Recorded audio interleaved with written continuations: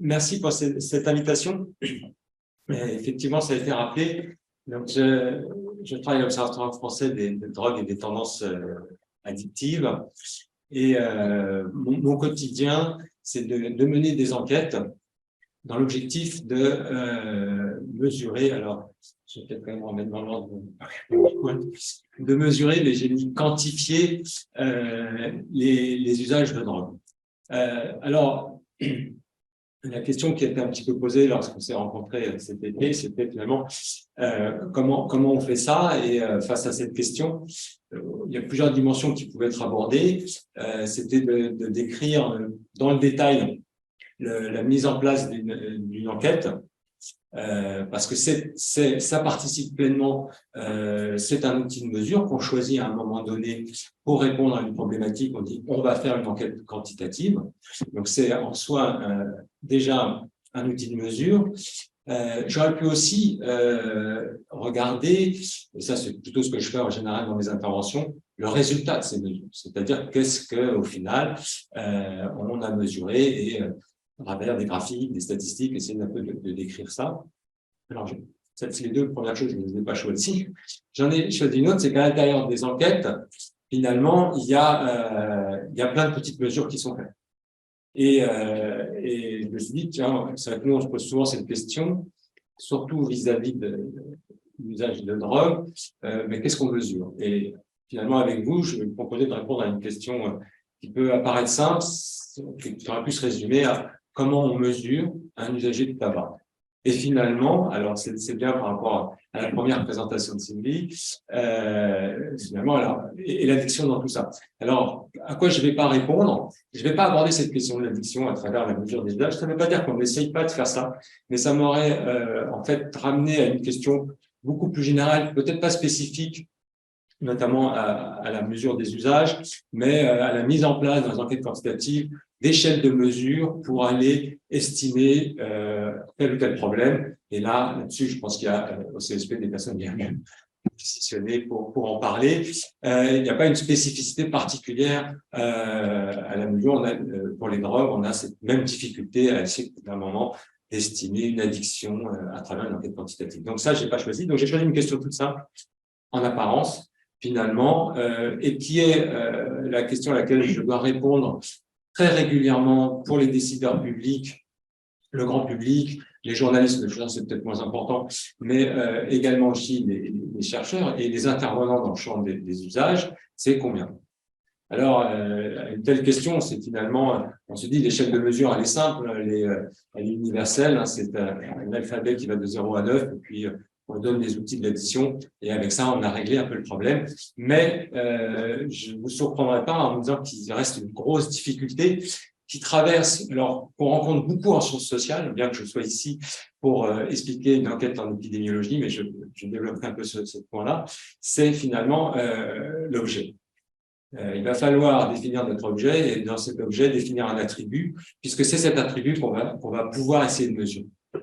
Donc, un sous-titre un peu provocateur, vous serait-il déjà arrivé de prendre une drogue?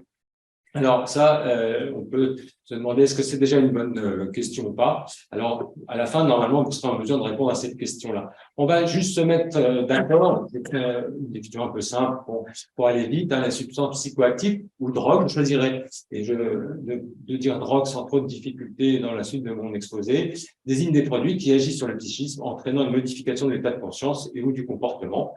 Les substances psychoactives regroupent à la fois des drogues licites, ça c'est très important, tabac, alcool, des opiacés, produits de substitution, médicaments psychotropes sur lesquels moi j'irai pas trop, et les non licites, cannabis, cocaïne, ecstasy, évidemment, et amphétamine. Sachant que je vais surtout travailler sur tabac et alcool. J'ai mis en petit 1 et 2, bref rappel historique. Je crois que c'est important dans cette mesure des usages de parcourir, alors ça sera vraiment très bref, 20 années avant que se mettent en place les premières enquêtes.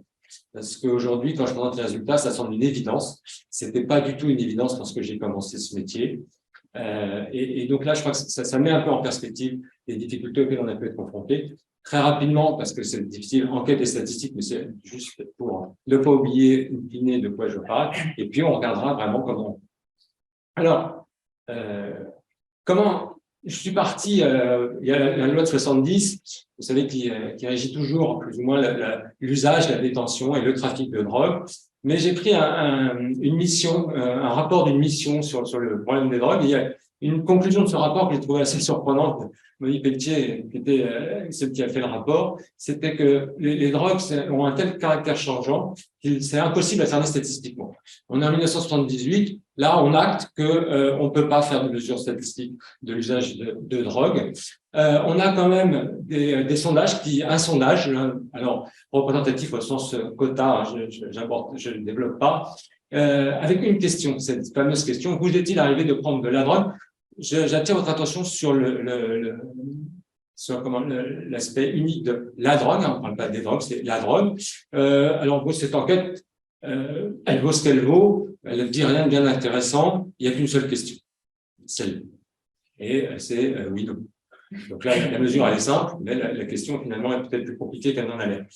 Il y a un changement, en fait, qui va s'opérer dans les années 80 avec la pandémie du sida, qui va interpeller très fortement la politique de santé publique et son corollaire de la réduction des risques. Avec l'injection, qui est un vecteur de transmission du sida très fort, il faut changer le regard très moralisateur de ce qu'est un usager de drogue. Et pour rappel, en 87, on va enfin permettre l'achat de seringues sans présenter une carte d'identité. Et ça a l'air de rien, mais c'est là où le pied dans la porte va se faire pour pouvoir amorcer un travail dans les enquêtes épidémiologiques avec cette notion de drogue. Mais on rentre par le biais de l'enquête épidémiologique. Et là, le paradigme, il est quand même particulier. J'y reviendrai. Et puis, très rapidement, on va avoir une enquête très importante sur le comportement sexuel des Français, qui va avoir une question sur les drogues, mais là encore, c'est pas une thématique à part entière.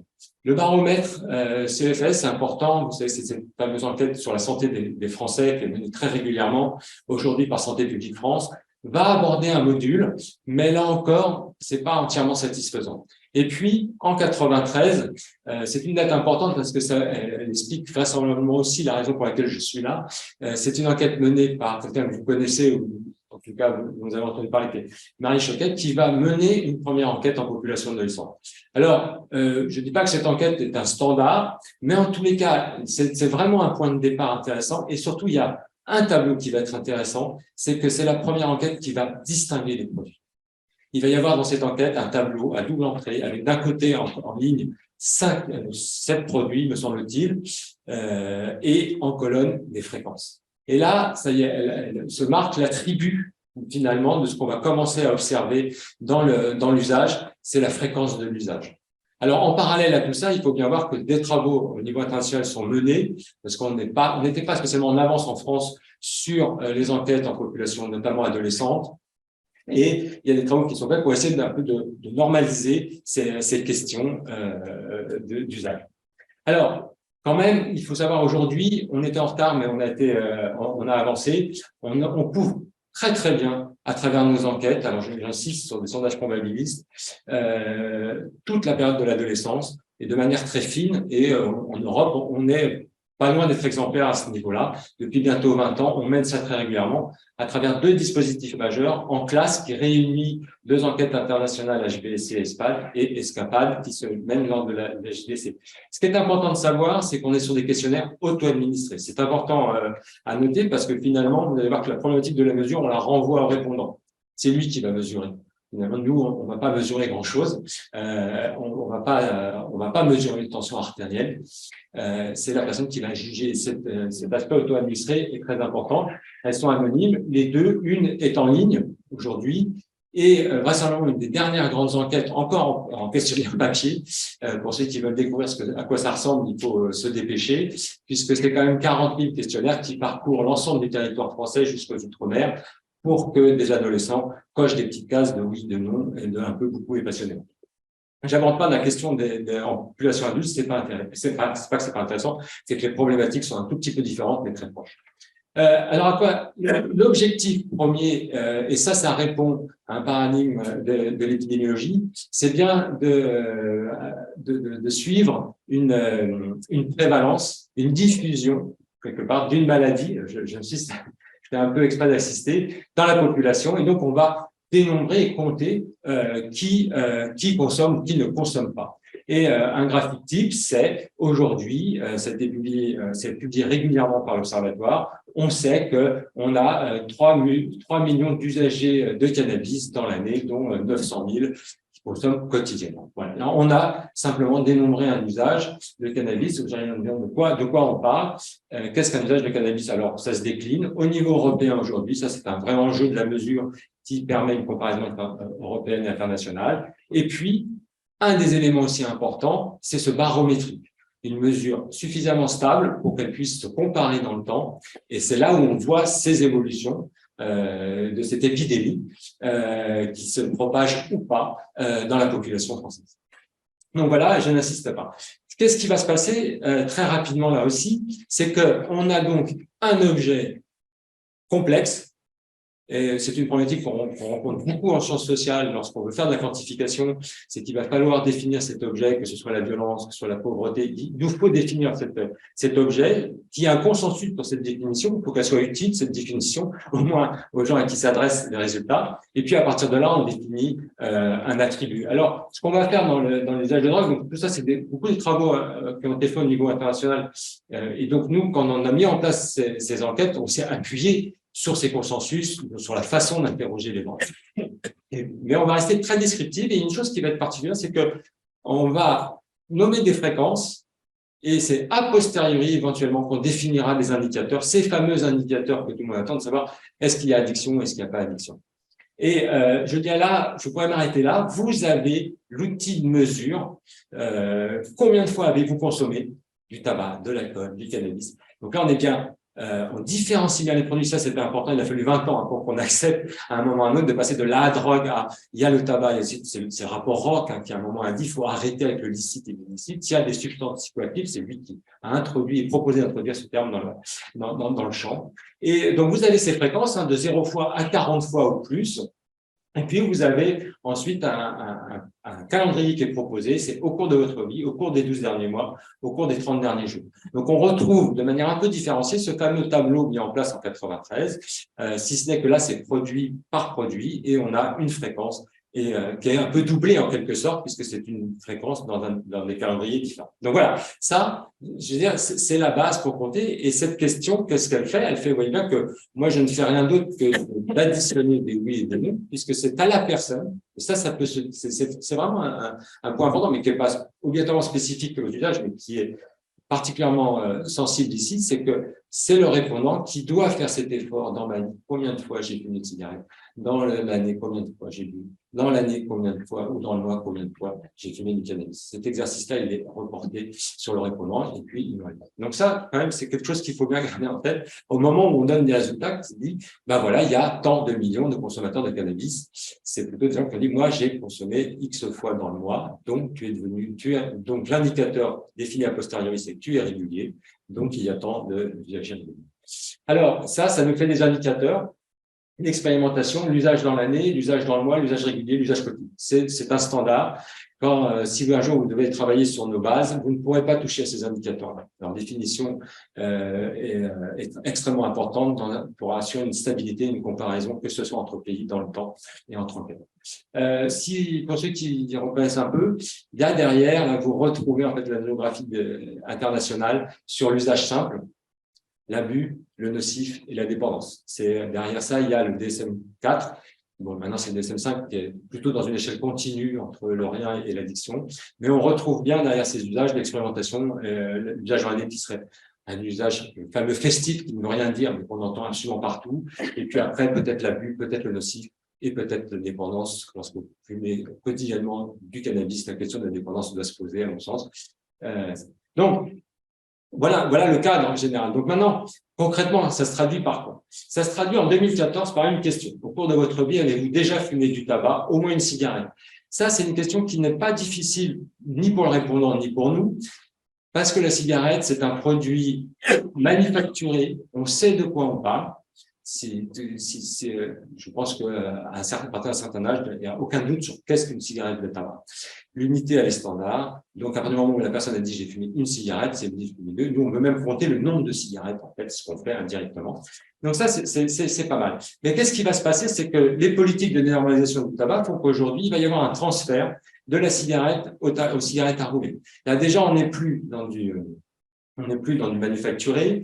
Et ce transfert-là fait que on va développer la question et on va poser la question aussi des cigarettes à rouler en spécifique, puisqu'il y a dans certains usagers une vraie opposition qui se fait entre je fume des cigarettes en paquet, je fume des cigarettes roulées. Là où avant, on n'avait pas ça. Donc là, on voit déjà que finalement, quand Pelletier, dans son rapport, disait qu'on était face à un phénomène changeant, nous, on est en permanence face à des phénomènes changeants. On a non seulement des produits permanents qui arrivent, mais aussi ces produits-là se transforment aussi dans le tout. Et pourtant, il faut que notre mesure reste stable. Donc le tableau, c'était une des questions les plus simples qu'on puisse avoir. Je pense que la mesure marchait bien. Mais même aujourd'hui, elle s'est complexifiée et elle se complexifie d'autant plus qu'aujourd'hui, on a la chicha. La chicha, ce n'est plus l'unité que vous fumez, mais c'est un temps que vous passez à fumer. Donc là aussi, comment ça se mesure, cette fameuse foi? C'est possible de dire j'ai fumé une cigarette, mais j'ai fumé la chicha, ça a pu prendre un certain temps, ça a pu s'éterniser dans la soirée. Et puis alors là, il y a maintenant cette fameuse cigarette électronique où on est obligé dans la question de dire hors cigarette électronique. Est-ce que vous avez fumé des cigarettes de tabac hors cigarette électronique? Non pas qu'il y ait du tabac dans la cigarette électronique, mais il peut y avoir au niveau des plus jeunes. Donc, une question qui semblait simple, c'est aujourd'hui complexifiée, mais voilà, à partir de cette question-là, comment on fixe le nombre d'usagers qui ont fumé du tabac. Alors, après, la question va se décliner, j'y reviendrai à la fin. Là où ça se complique, on a la même question. Encore une fois, ce que j'ai mis dans mon titre, c'était une mesure unique pour des usages différenciés. Et c'est la même chose qu'on devrait. Avez-vous bu une boisson alcoolisée? Là, déjà, par rapport au tabac, vous voyez qu'on a un problème de définition. Qu'est-ce que la boisson alcoolisée? Si dans la parenthèse, vous enlevez le mot cidre, vous perdez quelques points dans l'usage. Si, par rapport à d'autres pays, vous ne distinguez pas vin et champagne, vous allez perdre quelques points. Donc, finalement, là, la question déjà est un peu plus compliquée, et puis surtout, vous n'avez pas d'unité. Quand vous dites à la personne, est-ce que vous avez bu une boisson alcoolisée? Est-ce qu'elle a bu un verre? Est-ce qu'elle a bu une bouteille entière? Est-ce qu'elle a simplement goûté? Cette anecdote, nous faisons une passation dans une classe de 6e. Un élève est venu me voir à la fin, il était ennuyé, il me dit, monsieur, j'ai dû mettre que j'avais bu de l'alcool, mais j'ai vraiment juste trempé les lèvres. Là, la question ne dit rien là-dessus. Et nous, bien sûr, si ça devient positif, il est compté en positif. Donc, il y a ça. Et puis après, vous l'avez vu, on décline au cours des 30 derniers jours cette fameuse boisson alcoolisée. Ce qui se fait de plus en plus aujourd'hui, c'est que, bien que ça complexifie l'enquête, on va sur cette dernière question où on va schématiser ce fameux verre standard, qui est extrêmement important pour nous parce qu'on a besoin de compter des unités standards. Parce que si on commence à additionner quelqu'un qui boit une bouteille tous les jours à quelqu'un qui boit un demi-verre tous les jours, est-ce que c'est légitime d'additionner ces deux individus dans leurs usages, dans cet attribut de fréquence d'usage? Et donc là, on complexifie en mettant des images et on va jusqu'à dire combien de verres de bière, combien de verres d'alcool, combien de verres de ceci. Là, même pour nous, l'exercice devient un peu compliqué à la fin parce que vous vous doutez qu'on arrive à des quantités sommées plus importantes que ce que normalement un corps humain peut supporter. Mais en tous les cas, ça montre bien là aussi comment on a évolué. On n'avait absolument pas ces images au départ, mais aujourd'hui, on sent ce besoin d'aller durcir un petit peu nos unités de comptage et d'aider les personnes à nous répondre complètement. Alors ensuite, encore un dernier exemple, on revient à cette fameuse liste. Vous voyez, on n'a pas, alors, vous pourriez dire, on n'avait pas tellement évolué depuis 20 ans, vous faites des enquêtes parce que vous êtes toujours sur cette liste de produits et en colonne les fameuses fréquences. Deux choses. C'est vrai que cette liste de produits, chaque année, c'est pour nous un vrai casse-tête. Quel produit doit y rentrer ou pas y rentrer? Vous avez là cette année, ça c'est l'exercice 2022, le protoxyde d'azote est rentré cette année, on en a énormément parlé. Le lean, le purple drink est rentré en 2014, on hésite à le sortir. Donc vous avez toute cette liste-là, pour autant, on est donc extrêmement précis, produit par produit. On a le non jamais, oui une fois, oui plusieurs fois. Vous pourriez être surpris, on n'avait pas le oui plusieurs fois à une époque, mais c'est des remarques de répondants qui nous ont dit, moi je veux bien répondre à votre question, mais j'aimerais bien pouvoir préciser que c'était une fois, parce qu'on est sur des produits quand même particuliers. À 17 ans, on peut dire, je l'ai fait, ok, mais viens pas m'embêter avec ça, je veux pouvoir distinguer le fait de l'avoir fait une fois. Et puis, la question qui se pose actuellement, c'est la non-connaissance. Alors là, on recoupe, bien sûr, dans tout ce que j'ai dit, il ne faut pas oublier tout ce qui se pose comme question quand on fait un questionnaire, quand on crée une question qui doit être compréhensible par tout le monde, avec des enchaînements qui tiennent la route. Là, on rajoute aujourd'hui une question qui est « je ne connais pas le produit ». Parce que finalement, autant normalement le missing ne pose pas de problème majeur sur ces enquêtes-là, parce qu'il est relativement faible, autant sur ce tableau-là, il pose question de savoir si la personne n'a pas vraiment voulu répondre ou est-ce que la personne, ça ne lui dit strictement rien. Raison aussi pour laquelle vous avez en plus 71 le MOB qui n'existe pas, qui nous permet un tout petit peu de contrôler éventuellement les amis. Mais ça ne veut pas dire qu'il mente, ça ne veut pas dire qu'il mente. Vous pouvez aujourd'hui, vu ce qui circule, prendre un produit sans savoir ce que c'est. Donc voilà. Alors là, je dirais, bon, est-ce qu'on a tout réglé? J'ai essayé de soulever quelques difficultés fortes qu'on a derrière ça, mais il y en a une qui reste majeure, on n'a pas toujours réglé, c'est le fois, le versus jour. Si vous avez bien regardé toute ma question, c'est combien de fois? Alors qu'est-ce que la fois? C'est bien compliqué comme question, je vous l'accorde, mais au cours de votre vie, combien de fois avez-vous fumé des cigarettes? Ça, question. Alors, vous avez vu, maintenant, on met ne pas compter la cigarette électronique, parce qu'on ne voudrait pas perturber notre mesure historique. Et aujourd'hui, on a dans la même enquête, parce que elle est imposée au niveau international dans HBSC, combien de jours as-tu fumé des cigarettes? C'est exactement la même question, vous remplacez fois par jour. Mais en fait, je ne suis pas en mesure de vous répondre. Je ne sais pas ce que vous en pensez. On va publier là dans j'espère avant la fin de l'année, un papier qui compare justement les réponses à fois et jour. C'est à la fois bon et pas bon. À la fois bon parce que les deux mesures sont très proches. Malheureusement, il semble qu'il y ait quelques biais, mais il n'est pas systématique. On aurait aimé que soit le fois, soit le jour surestime ou sous-estime. Ça n'a pas l'air d'être le cas, ça dépend un peu des produits, ça a l'air de dépendre du sexe de la personne qui répond. Donc ça, c'est extrêmement ennuyeux. Alors derrière, il y a des enjeux au niveau international, c'est que en fait, en population adulte, on compte des jours. Parce que si vous voulez publier des fréquences d'usage, il ne suffit pas de dire la personne a dit avoir bu 3 fois. Il y a besoin de durcir, et ça me semble légitime, hein, même les addictologues, les médecins. Bon, hein, vous avez fait 3 fois, mais c'est quoi? 3 fois, c'est combien de verres? C'est combien de verres par jour? C'est à quelle? C'est ça. Et à un moment ou à un autre, il faut quand même durcir cette mesure et être relativement précis.